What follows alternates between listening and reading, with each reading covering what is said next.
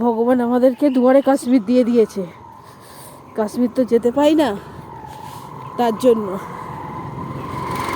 দেখো পুরো ধোঁয়া ধোঁয়া, সব সব ধোঁয়া।